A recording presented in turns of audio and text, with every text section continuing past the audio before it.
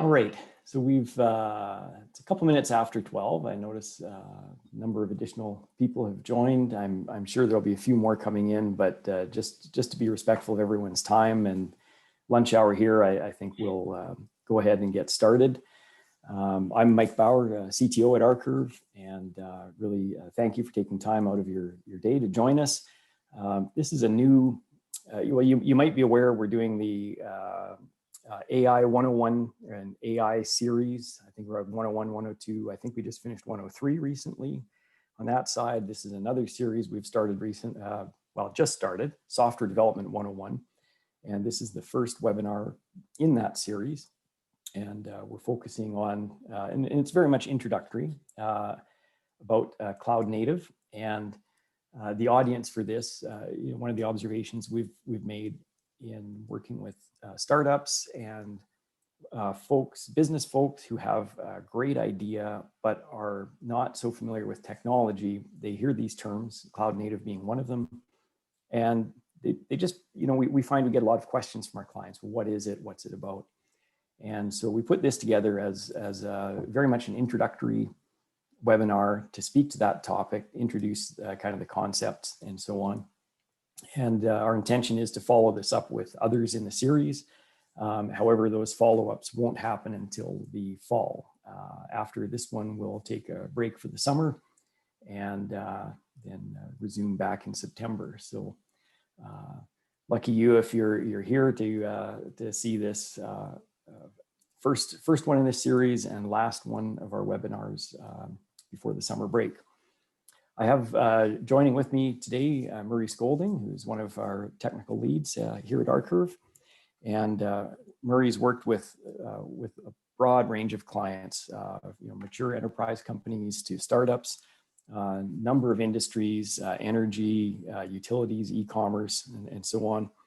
And Murray, in his role, his role is primarily filled with designing, architecting solutions, implementing, and just setting projects up technically for success, so that the technical architecture of the project matches the client's needs. Murray has diplomas in computer engineering technology and computer information technology from Southern Alberta Institute of Technology here in Alberta. And so that kind of speaks to his Alberta roots, but if you picked up on the flag behind him, no longer in Alberta. So I think with that, I'll turn it over to Murray and let you get started on the presentation. The only other thing I'll add is we will have time for questions. Our goal is to wrap up by 12:50 at the latest, so you have a few minutes before any 1 p.m. meetings. If you have any questions, please use the Q&A feature in Zoom and type your questions there, and we will do our best to answer them and get to them in our Q&A period. So with that, Murray, you want to take it on? Yeah, absolutely. Thanks a lot for that introduction there, Mike. As he pointed out, I am broadcasting from Nova Scotia. I'm actually broadcasting from very rural Nova Scotia. So hopefully my internet has been very stable. I have no complaints, but from time to time it does bug out on me. So if I have a sudden freeze or drop out, Mike has graciously offered to continue the presentation in my absence. So the main core of our presentation today is really what is a cloud native business. And now this is a business that prioritizes flexibility and focusing on what they do best. It's a company where all the applications that this company may use, things such as email and storage, CRM, payroll, etc., is obtained from service providers in the cloud. These companies will have little to no on-premise or physical presence. That means no servers, no networks, no boxed software. Usually this applies to newer businesses and startups. They're kind of in that point of their company growth and whatnot, where they're not maybe fully realized where they're going and whatnot, and they really will value flexibility and be able to choose services that best fit what their company does.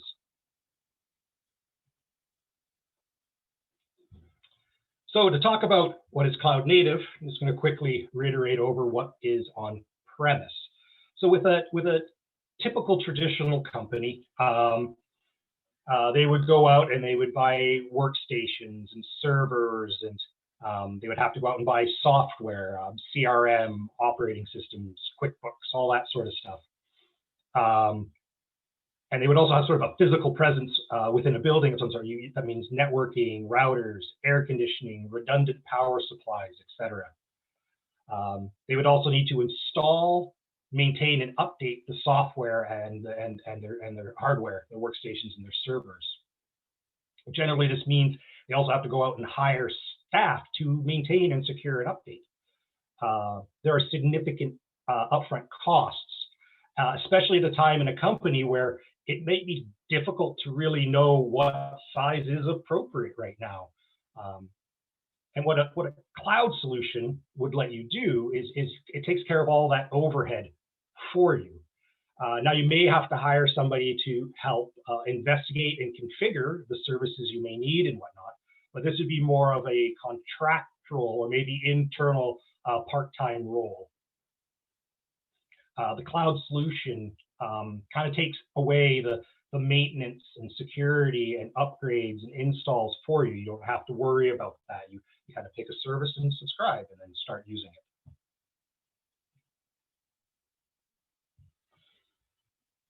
So being cloud native, you focus on commodity solutions. For all your commodity solutions, such as email and CRM, storage, that sort of stuff, you purchase subscriptions from the cloud. And this allows the business, and I'm going to say this point a few times because it's the core of what we're trying to get across here, is allows businesses to focus on what they do best as a company. They don't have to get bogged down in like some of the mundane aspects of running a business, especially on the technical side. A benefit here is that employees can be distributed and they can work remotely. This opens your business and your company up to a greater pool of qualified talent. It also lowers the barrier for entry for new businesses. You don't have these large upfront costs. So you probably don't require, depending on the business, of course, significant funding. And this kind of lets you put your toe in the water to see, am I going to grab traction with this idea? Is this a good idea? It also gives you flexibility to say, well, that didn't work. Maybe I want to move this way and do something a little bit different.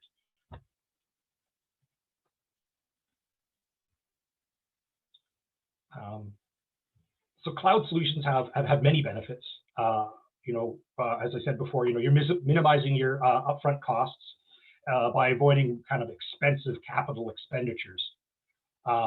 You're shifting to spending on monthly expenses that kind of scale with your business. And by scaling, I mean like a lot of businesses or businesses out there could be seasonal of sorts, right? Where maybe you're very busy in the summer, but almost dead in the winter. Then you can scale your business appropriately throughout the year. When you go and you select a cloud provider for a service such as payroll, these cloud providers are domain experts in that specific area. Like this cloud provider, it knows payroll, knows the ins and outs of it. This is what it does on a daily basis. Such as you are focusing on your business, they're focusing on theirs. And since they're domain experts, there's a good chance that they're actually solving problems you haven't even thought of yet. And also because they're domain leaders, you're getting more capability right out of the gate. They would have thought of all the bells and whistles and everything right out of the box. It might not come with the default subscription. It might be additional subscriptions and whatnot, but that sort of stuff will be there for you. And best practices and patterns are kind of in place there for you to follow. Just to reiterate, it's all about focusing on your core business and avoiding distractions. It lets you add and drop services that will allow you to kind of pivot your business as required. For example, say you need timesheets and you need to integrate with your payroll system. Well, you can go out and get your timesheets service provider and sign up for it and have that integrate with your payroll solution. Or maybe you need to move from one payroll solution to another one. Now, there is some work to do there. You obviously have to take the data from one system to another one, but that would only be a subset of the work that you would be doing if you needed to switch software on premise. Because when you're doing that on premise, you need to worry about installing the software, maintaining the software, updating the software. You have to worry about hardware, possibly licensing, etc.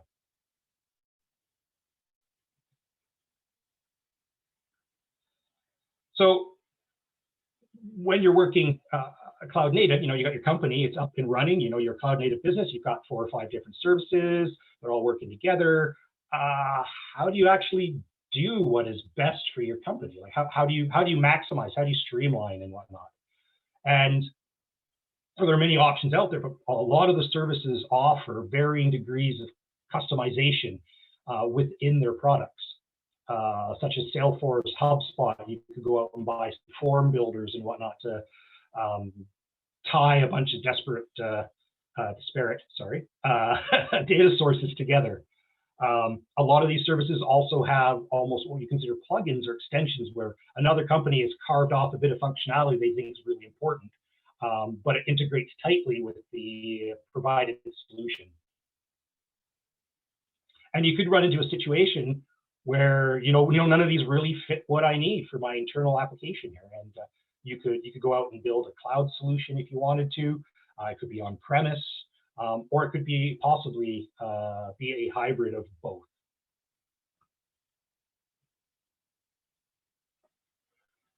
And part of being cloud native is you want to make sure you keep a cloud native mindset. And that means focusing on your core expertise, focusing on your core assets.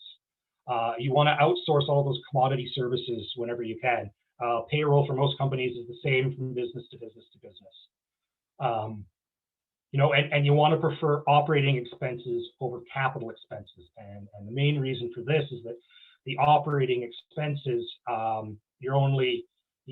they're by month, right? But if you do a large capital expense, it sort of holds you to that particular solution or that particular product, no matter how well that works with your company at this point in time. You might have grown in such a way that that's not really the best solution you could have had anymore.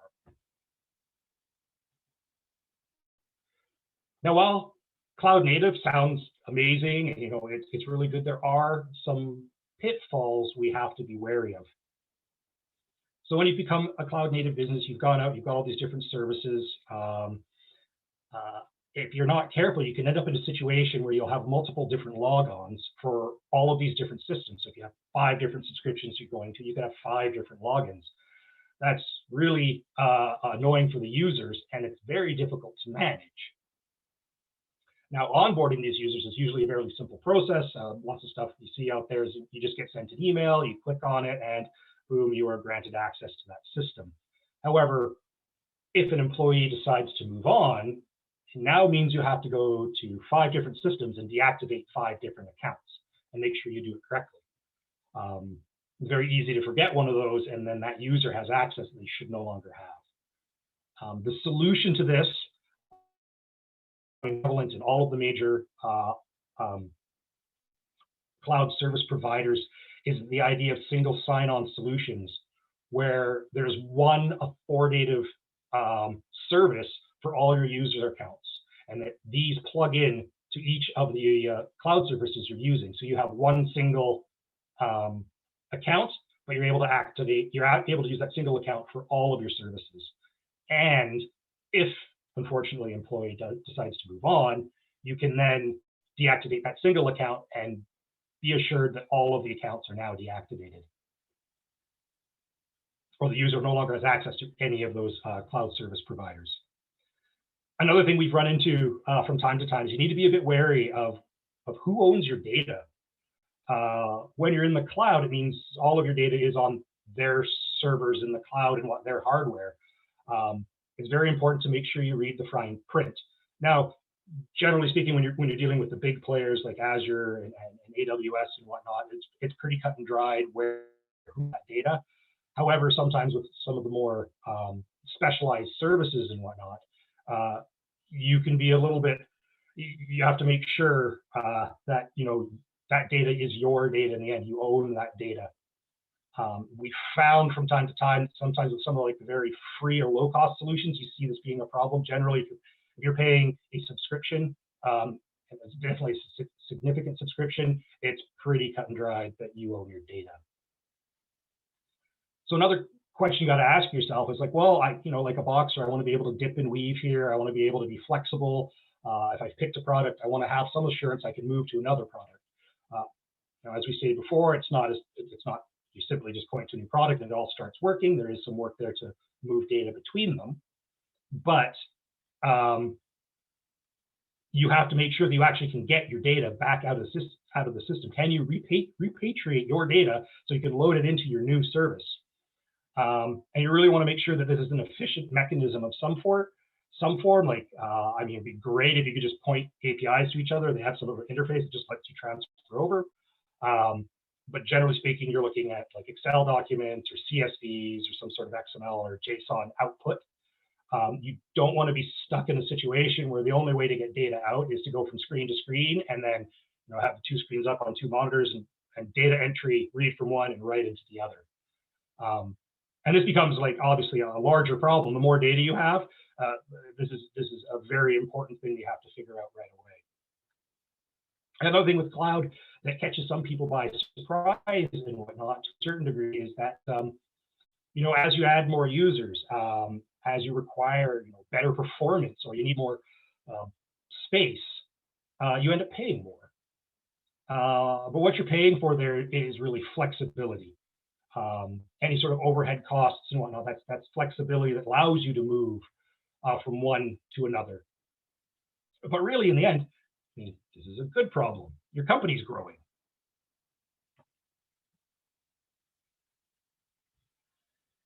So what's next? Well, let's say you've gotten to the point where none of these solutions really work for me. We have a really specialized internal process we do within our company and whatnot, and we need to have some sort of custom solution. Now you can go out and do it yourself, or you can go out and see if you can outsource this to another or outsource the development work and whatnot.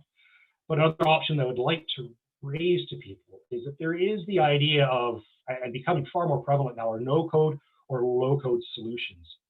And these are things that would let you do sort of simple logic within your company. Like if you need to, you want to connect your timesheets data to your payroll data, and you have a process where you need to do something in between. It can connect to both of them, and then there's maybe an input screen of some sort you can do there. But you don't need, a developer with 20 years experience to do that. Somebody with good business knowledge and a little bit of technical know-how can get this work done for you. So that really covers everything we wanted to talk about cloud native today. I guess we open up the floor to questions, right? Yeah, you bet. Thanks, Murray. That was fabulous. And some of those points you make, especially about the single sign-on and data repatriation, those are things real scenarios we've run into with our clients. I recall having a conversation with CIO a number of years back, and it was at a larger company. They're not a cloud native company, but they were starting to bring on some cloud services and some software as a service offerings into their organization. And he did an audit of licenses in use at this one particular service and discovered that 50% of the licenses they were paying for were for former employees.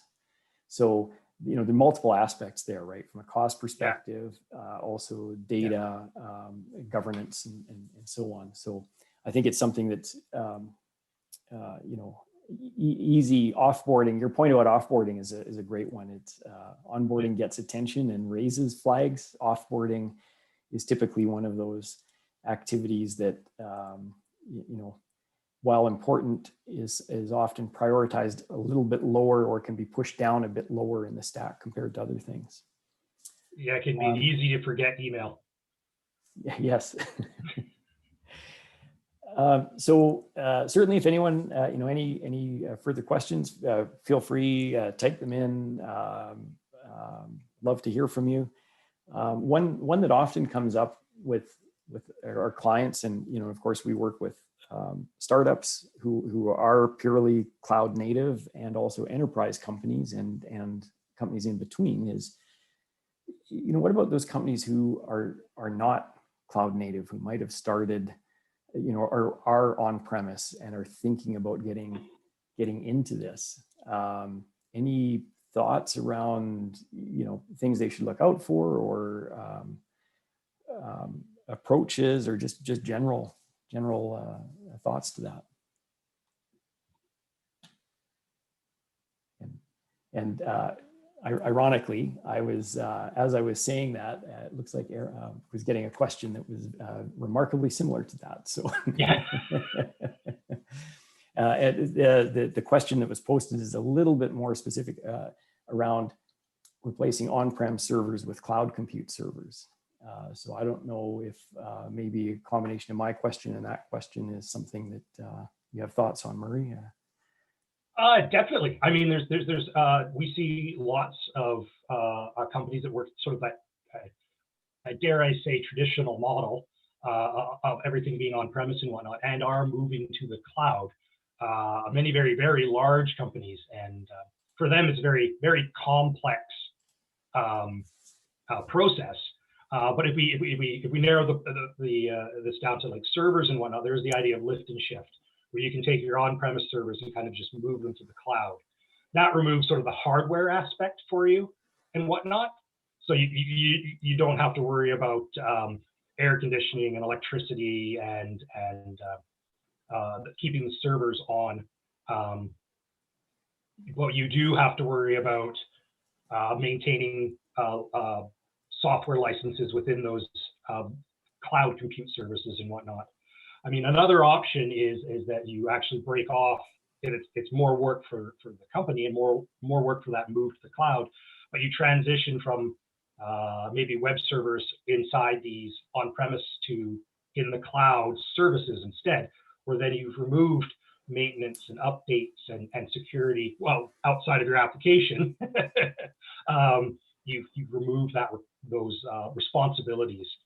Yet again, then you can just focus on like what that web app does. So you're not worried about all these ancillary pieces that sort of go around it. Hopefully that answers people's question. Yeah, and one thing I would add to that, just an observation, is that an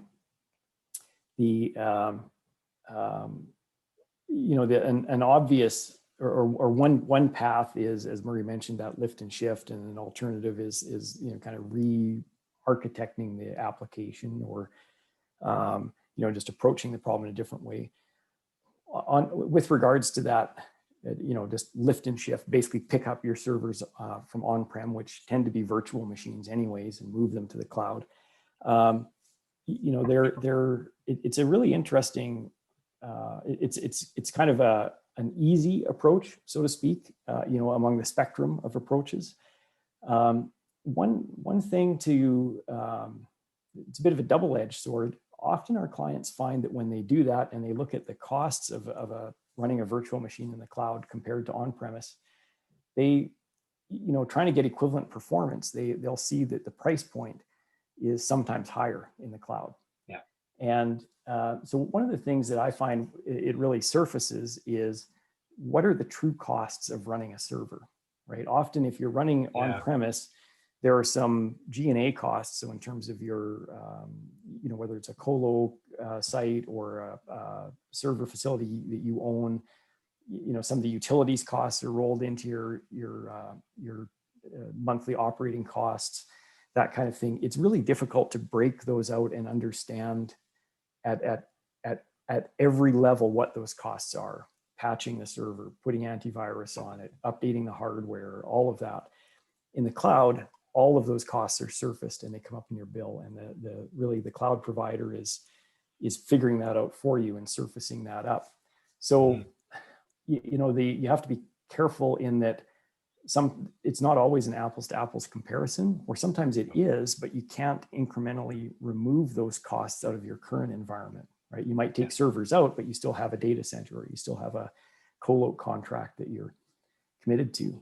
So you really have to understand what your true costs are on-prem to do a good comparison. And then the other factor is that often in the cloud, you may get other services that you don't have access to on premise. So in terms of backup or restore or automatic failover to a different data center, that kind of thing.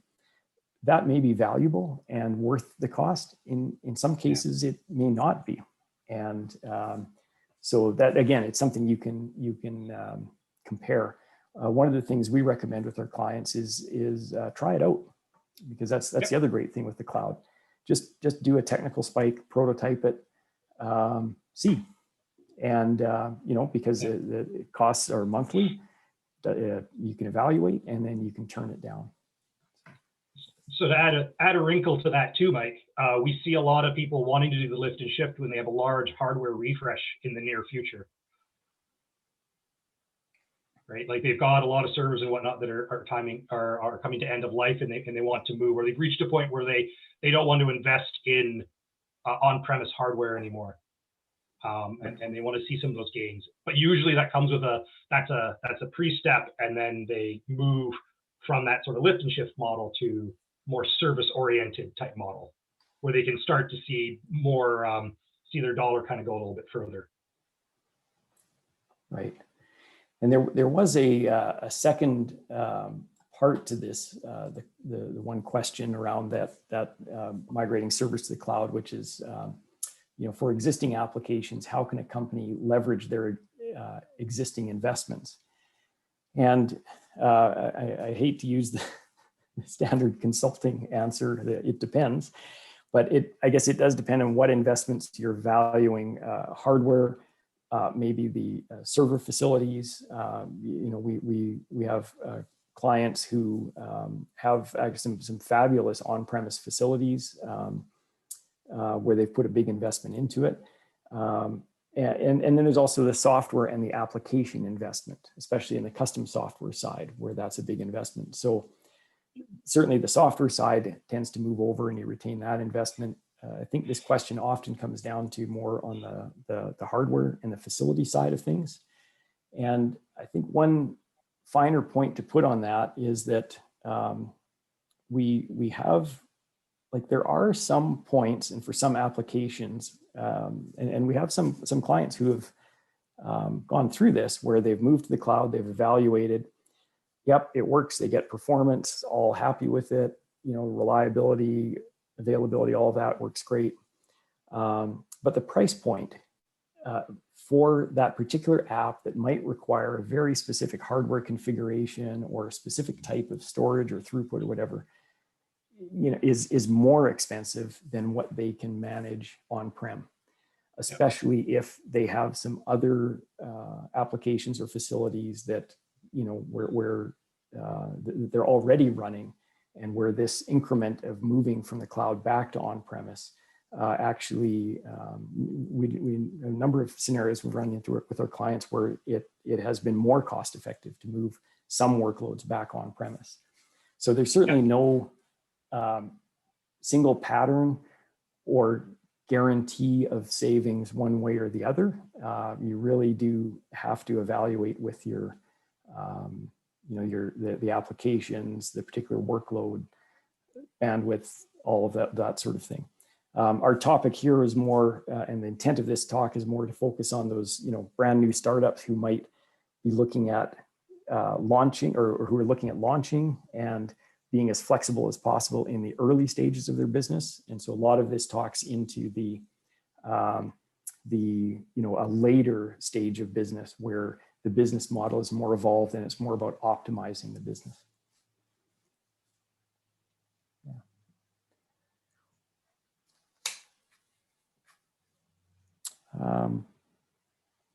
think there was one other question, which is if suppose a company goes down this path and has selected a cloud service, a SaaS service, they're running with it, and then they decide to make a change. That service isn't fulfilling their needs. Is that something that really, theoretically it's possible, but practically, is it possible, and or is it much different from an on-premise scenario? So we're talking about changing service providers here and moving across. So really the one thing that kind of holds you there, outside of some things like accounts and whatnot, might be your data and how you move your data from one service to the next. And this comes whole back to the question of, well, how do you get your data out of your current service? And then you need a process with which to put it into the other service. This is usually a fairly technical task that needs to be done. Sometimes you're lucky enough that service providers have anticipated this and given you like a CSV format or something that you could use to load up. Some of them even have configurable loaders to load that data into them. So they have definitely given thought to people wanting, obviously the service providers are thinking we want to get as many people onto our platform as possible. We're going to make that ingress as easy as possible. We don't want to scare clients away or protect potential clients away by hiding their data from them and making it very difficult to get it out. So there's a very sort of openness to that. But as I said in the presentation, it's more of as a subset of the work that you would need to do if you were on premise. If you're on premise, you'd have to think about servers and installations, and then there's a maintenance costs and whatnot. Whereas with services, you just do that transferring of data and the setup of the new system, and you're off to the races. And one other, just a thought I had as you were talking through that, Murray. One other approach we're seeing commonly used for doing data migration like that, especially in cases where an API or some way to pull the data back may not be available, is using RPA, robotic program automation. So which is basically scripting through the UI, so that the two screens up and the RPA tool navigates through a screen, sucks the data off, and enters it over here. So it's really just automating that human movement of data. Although that can take some effort to develop those scripts and use those tools, if you have large amounts of data, and especially if the applications have a very regular form for presenting that data, it's a very good way of pulling the data out of one and pushing it in the other. It ensures that the data is entered in a way that it runs through all the business rules and user interface and checks and that sort of thing. Yeah, absolutely. Yeah. All right. Well, if there are no other questions, I think we will wrap up a few minutes early here, give you a bit more of your lunch hour back, everyone. There was one comment from one of the attendees wanting to hear more about no-code, low-code environments and tools, which is a great question, great comment. Thanks, Mark, for that. And we will take that under consideration for future episode in this series, and I think that would be a great topic for us to cover off. So that'd be an amazing topic. There's actually a lot of meat on that to discuss. Yeah. So, all right. If no other questions, then I don't see any. So I think we'll wrap up here. Appreciate everyone your time joining us, and have a great summer. Look forward to seeing you in the fall when our series resumes. Take care, everyone. Yeah. Thanks, everyone. Have a great summer.